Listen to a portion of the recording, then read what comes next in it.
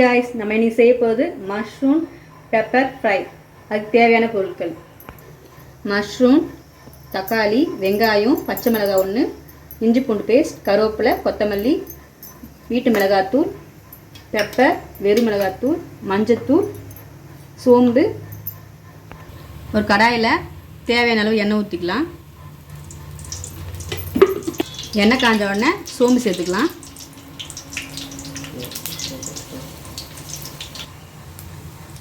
வெங்காயம் சேர்த்துக்கலாம்.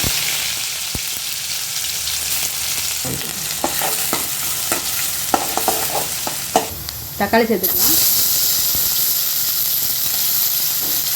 கூடவே இஞ்சி பூண்டு சேர்த்துக்கலாம். பச்சை மிளகாய், கருவேப்பிலை.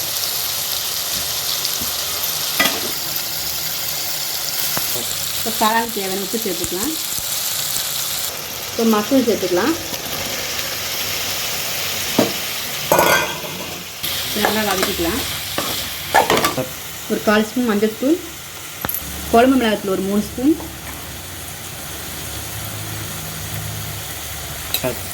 தனி மிளகாத்தூள் ஒரு 1/4 ஸ்பூன். நான் தண்ணியை ஊற்றலை, அதில் அதே தண்ணி வச்சு பாருங்கள். இந்த ஸ்டேஜில் ஒரு தட்டை போட்டு மூடி கேஸை சிம்மில் வச்சுக்கலாம். 2 நிமிஷத்துக்கு அப்புறம் திறந்து பார்க்கலாம்.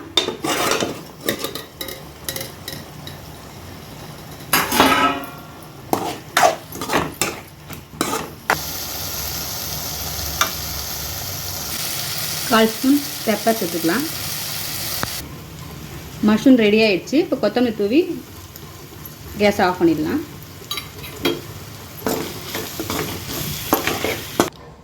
நம்மளுடைய மஷ்ரூம் ஃப்ரை ரெடி ஆகிடுச்சு. இது சப்பாத்தி, ரச சாதம், சாம்பார் சாதம், தயிர் சாதத்தோடு நல்லாயிருக்கும்.